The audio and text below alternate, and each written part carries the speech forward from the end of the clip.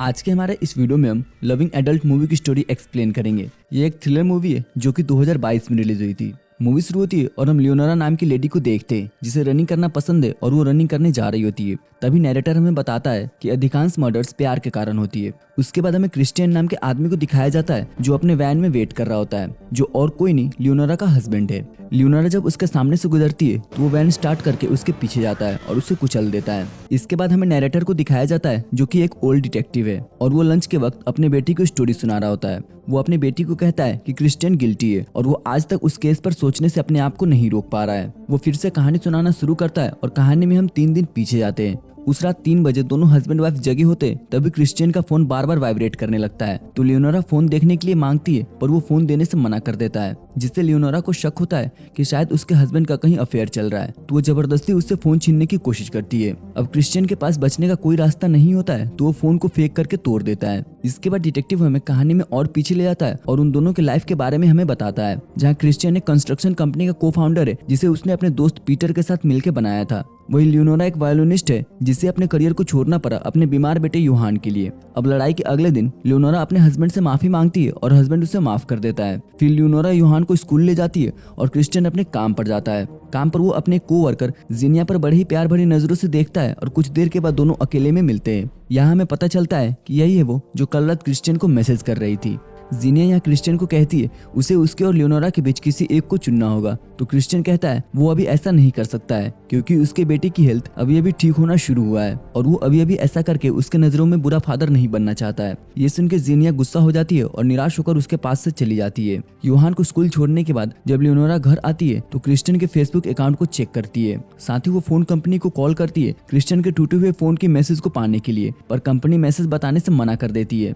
पर वो फेसबुक पर क्रिस्टियन और जेनिया की फोटो देखती है और वो समझ जाती है कि क्रिस्टियन का इसी लड़की के साथ कुछ चल रहा है। फिर जब क्रिस्टियन काम से वापस घर आता है तो वो नोटिस करती है कि वो उसके साथ इंटीमेट होने में इंटरेस्टेड नहीं है, जिससे उसका शक और पक्का हो जाता है। उसी रात वो साथ में क्रिस्टियन के वर्क इवेंट में जाती है जहाँ उसका शक यकीन में बदल जाता है जब वो देखती है कि क्रिस्टियन जेनिया की काफी ज्यादा तारीफ कर रहा है। कुछ देर के बाद जब सब पार्टी में सेलिब्रेट कर रहे होते हैं तब वो जेनिया और उसके पति को ऊपर जाते हुए देखती है। वो उनके पीछे पीछे जाती है और वहाँ वो उन दोनों को सेक्स करते हुए देखती है। जेनिया की नजर जब लियोनारा पर पड़ती है तो वो उसे देख के हंसती है, मानो वो उसे चिढ़ा रही हो। वही क्रिस्टियन इस सबसे बेखबर था कि उसके वाइफ ने उसे जेनिया के साथ सेक्स करते हुए देख लिया है। अगली सुबह क्रिस्टियन लियोनारा से कहता है कि वो उसके साथ अब और नहीं रह सकता है, उसे डाइवोर्स चाहिए। तब लियोनारा उसे कहती है वो कल रात ऑफिस में जेनिया के साथ सेक्स कर रहा था, वो उसने देख लिया और ये कहने के बाद वो उस पर गुस्सा होने लगती है।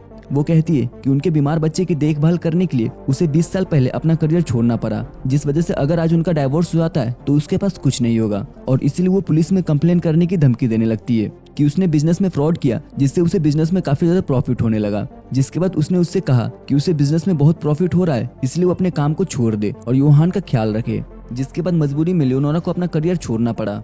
अब जेल में जाने के डर से वो अपने वाइफ को पैसे का ऑफर देता है, पर लियोनारा पैसे लेने से मना कर देती है और कहती है यहाँ बात पैसों की नहीं है, यहाँ बात तो उस डील की है जो उन्होंने फैमिली के लिए किया था। इसके बाद क्रिस्टियन लियोनारा से अलग होने का दूसरा तरीका ढूंढता है। वो उसके पुराने बेस्ट फ्रेंड के बारे में पता करता है जिसका नाम कैसेंड्रा है। इस बीच लियोनारा भी उसका पीछा करने का फैसला करती है, जिसके बारे में क्रिस्टियन को कुछ भी पता नहीं होता है। आगे हम देखते हैं क्रिस्टियन और कैसेंड्रा साथ में बैठ के बातें कर रहे होते हैं, जिसमें क्रिस्टियन कहता है कि वो लियोनारा को डाइवोर्स देने का सोच रहा है। ये सुनकर कैसेंड्रा उसे ऐसा करने से वार्न करती है। वो कहती है कि जब लियोनारा यंग थी तब माइक नाम का एक लड़का उसका बॉयफ्रेंड था, जिसकी चट्टान से गिरने से मौत हो गई। अब माइक चट्टान से कैसे गिरा ये किसी को भी नहीं पता है, पर शहर वालों के मुताबिक माइक लियोनारा से ब्रेकअप करने का प्लान कर रहा था और जब वो चट्टान से गिरा तब वहाँ पर किसी और को भी देखा गया था, जिससे अफवाह फैल गई कि लियोनारा ने उसे धक्का दे दिया है। ये जानने के बाद उसे लियोनारा को ब्लैकमेल करने का तरीका दिखाई देता है, पर उससे पहले वो उस लड़की के बारे में पता करने की कोशिश करता है जो उस समय माइक की गर्लफ्रेंड थी।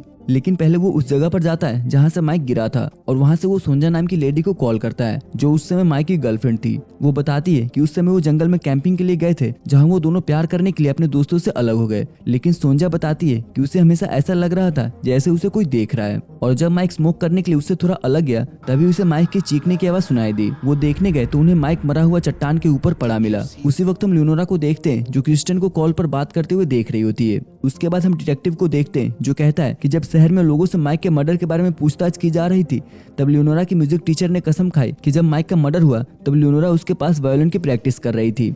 आगे हम देख पाते हैं कि जब क्रिस्टियन घर आता है तब लियोनोरा उसे चले जाने के लिए कहती है, पर क्रिस्टियन उसे छोड़ के जाने से डर रहा होता है क्योंकि उसे लग रहा होता है कि अगर वो उसे छोड़ के चला गया तो वो पुलिस को सारी बात जाके बता देगी, इसलिए वो उसे ब्लैकमेल करने का सोचता है। वो कहता है कि उसके होम टाउन में लोगों का मानना है कि तुमने अपने बॉयफ्रेंड माइक का मर्डर किया है। ये सुनकर लियोनोरा अपसेट हो जाती है, पर वो इस बात को टाल देती है और कहती है किसी के पास एविडेंस नहीं है जो ये साबित कर सके कि उसने माइक का मर्डर किया है। फिर वो उसे कहती है कि अब एक ही उपाय है जिससे वो पुलिस के पास नहीं जाएगी, और उपाय ये है कि वो उसके साथ रहे। वो फिर क्रिस्टियन से उसका फोन लेती है और जीनिया को कॉल करती है और क्रिस्टियन के ऊपर प्रेशर डालती है उससे ब्रेकअप करने के लिए, पर वो उससे प्यार करता है इसलिए वो फोन को कट कर देता है। जिसके बाद उनके बीच बहस करने के लिए कुछ नहीं बचता है तो लियोनोरा अपने हस्बैंड को धक्का मार के घर से बाहर निकाल देती है और कहती है कि ये घर और बच्चा दोनों उसका है। अब डिटेक्टिव के अनुसार सभी जानवर हमला करेंगे यदि उन्हें घेर लिया जाए या उनके पास कोई और चॉइस ना हो, और क्रिस्टियन भी ऐसा ही करता है। वो एक प्लान बनाता है जिसमें वो अपने ऑफिस में जाता है जहां वो अपने कार को एक व्हाइट वैन से बदल लेता है।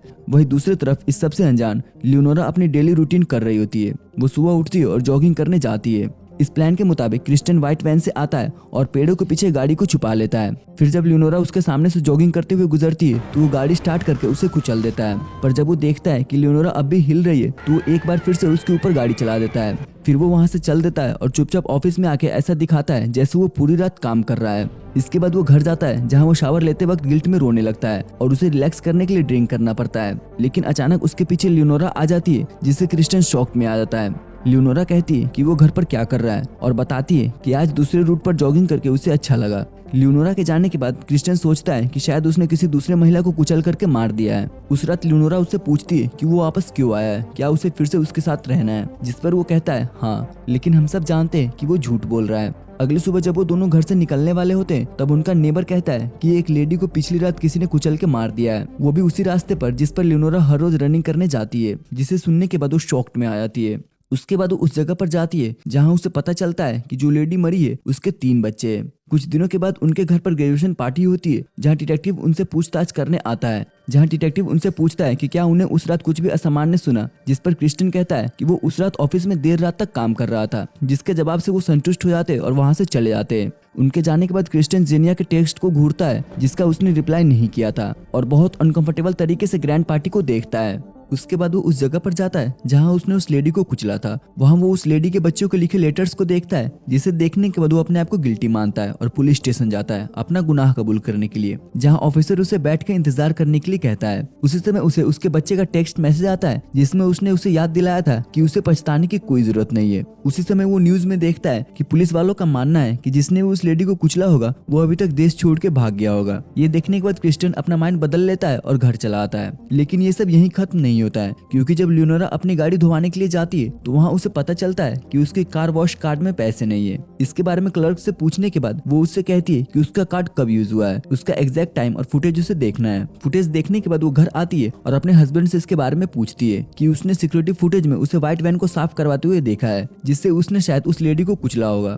जिसके बाद क्रिस्टियन कुछ नहीं बोलता है तो लियोनोरा कंफर्म हो जाती है कि उसी ने उस लेडी को मारा है। ये जानने के बाद वो पुलिस को कॉल करती है ये सारी बात बताने के लिए, पर क्रिस्टियन उससे फोन छीन लेता है और कहता है उन्होंने रिसेंटली अपने एरिया में फॉरेन नंबर प्लेट के साथ एक ट्रक को देखा है और यही बताने के लिए उन्होंने कॉल किया है। इस सबसे लियोनोरा डर जाती है और वहां से भागती है। क्रिस्टियन उसके पीछे आता है और उसे फोन देकर रुकने के लिए कहता है, पर वो नहीं रुकती है। इससे क्रिस्टियन काफी टेंशन में आ जाता है और उसे कुछ समझ नहीं आ रहा होता है कि वो क्या करे। तभी वहां पर डिटेक्टिव आता है जिससे मिलने से पहले वो अपने बेटे से मिलता है और उससे कहता है कि वो उससे बहुत प्यार करता है। इसके बाद वो डिटेक्टिव से मिलता है तो उसे पता चलता है कि वो यहाँ इसे अरेस्ट करने के लिए नहीं आया है, वो यहाँ उस फॉरेन ट्रक के बारे में पता लगाने के लिए आया है जिसकी कंप्लेन उन्होंने की थी। उनसे बात करते वक्त क्रिस्टियन काफी नर्वस लग रहा होता है, जिससे डिटेक्टिव को उस पर शक होता है। आगे हम देखते हैं कि लियोनोरा क्रिस्टियन को टेक्स्ट करती है और उसे डिनर पर मिलने के लिए बुलाती है, जहां वो दोनों आमने सामने बैठ के बातें करते हैं। जहां लियोनोरा बताती है कि वो इसके बारे में पुलिस को कभी नहीं बता सकती है उनके बच्चे की वजह से, क्योंकि अगर क्रिस्टियन जेल में चला जाएगा तो उसकी लाइफ तबाह हो जाएगी। पर साथ ही वो उसे कहती है कि उसने उसका ट्रस्ट खो दिया है और अगर वो फिर से उसका ट्रस्ट पाना चाहता है तो उसे जेनिया को मारना पड़ेगा, जिसके लिए उसे केवल एक मजबूत बहाना चाहिए। बिल्कुल उसी तरह से जिस तरह से उसके पास था जब उसने अपने बॉयफ्रेंड माइक का मर्डर किया था। और यहाँ पर वो उस रूमर के बारे में सारी बात बताने लगती है कि कैसे वो सारा समय लकड़ियों के पीछे छिपी थी जब माइक कैसेंड्रा के साथ सेक्स कर रहा था, और जब वो सिगरेट पीने के लिए चट्टान के पास गया तब उसने उसे धक्का दे दिया। उसके बाद वो भाग के स्कूल में गई और खिड़की से अंदर घुस गई, जिसमें एक टर्न टेबल था जो पूरा समय वायलिन ट्रैक बजा रहा था, और टीचर के आने से पहले वो वायलिन बजाने लगी, जिससे टीचर को लगा कि वो काफी देर से वायलिन बजा रही है। उसके इस प्लान की वजह से किसी के पास भी ये सबूत नहीं था कि उसने माइक का मर्डर किया है। जिसके बाद वो दोनों मजबूत बहाना के लिए होटल में वैकेशन के लिए रुकने का डिसाइड करते, पर रियलिटी में क्रिस्टियन को जेनिया का मर्डर करना था। जब कोई नहीं देख रहा होता है तब वो होटल के बालकनी से बाहर निकलता है और जेनिया के घर पर जाता है, जहाँ वो उससे बात करने की कोशिश करता है, पर जेनिया उसे घर के अंदर आने नहीं देती है क्योंकि वो उससे काफी दिनों से बात नहीं कर रहा था, इसलिए वो उससे नाराज होती है। पर क्रिस्टियन गेट के ग्लास को तोड़ के दरवाजा खोलता है और घर के अंदर जाके जेनिया का मुंह बंद करके कहता है कि वो उससे बहुत प्यार करता है। उसी समय होटल में उसकी वाइफ रूम सर्विस को कॉल करती है और ऐसा दिखाती है जैसे उसका पति शावर ले रहा है।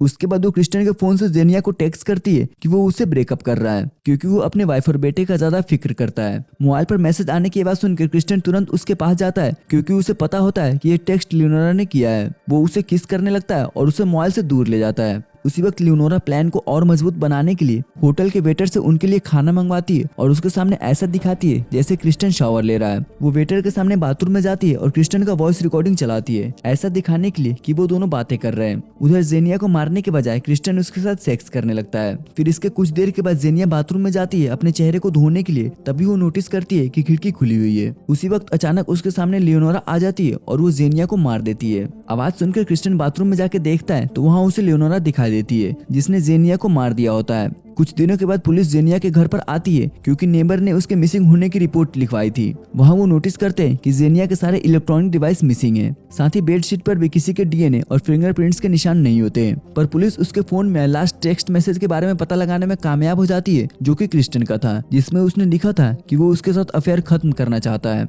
इस सुराग के बिना पर पुलिस उनके घर पर जाती है पूछताछ करने के लिए, पर उनकी बातों से डिटेक्टिव संतुष्ट नहीं होता है और उसे शक होता है कि कुछ तो गड़बड़ है। इसलिए वो एक टीम को उनके घर के पास जंगल में डेड बॉडी को खोजने में लगा देता है। उसी वक्त क्रिस्टियन और लियोनोरा हाउस पार्टी सेलिब्रेट कर रहे होते हैं और लियोनोरा जल्दी ही क्रिस्टियन को लेक के बीच में रखे बॉन फायर को जलाने के लिए भेजती है। वहीं लेक के दूसरी तरफ हम पुलिस को देखते हैं जो डेड बॉडी ढूंढते हुए यहाँ पर आ गए होते हैं और उनके साथ डॉग्स भी होते हैं। वो बॉन फायर की तरफ घूम करके भौंकने लगते हैं। ये देख के क्रिस्टियन काफी ज्यादा डर जाता है और वो जल्दी जल्दी से बॉन फायर पर पेट्रोल छिड़कता है, पर काफी कोशिश करने के बाद भी माचिस नहीं जल पाता है और इवेंचुअली सिर्फ 2 मैच स्टिक ही बचते हैं, जिससे वो उन्हें जलाने में कामयाब हो जाता है। बॉन फायर में आग लगने के बाद डॉग्स भी भौंकना बंद कर देते हैं और क्रिस्टियन अपने फैमिली के पास आ जाता है। वहीं पर एक लेडी दूरबीन से बॉन फायर को देख रही होती है तो क्रिस्टियन उसके पास जाता है और उसे दूरबीन लेकर बॉन फायर को देखता है जिसके अंदर जेनिया की बॉडी होती है। उसके बाद फैमिली डिसाइड करती है घर को बेच करके कहीं अलग जाके रहने का, और फिर हम क्रिस्टियन को देखते हैं जो लेक के पास बैग लेके जाता है।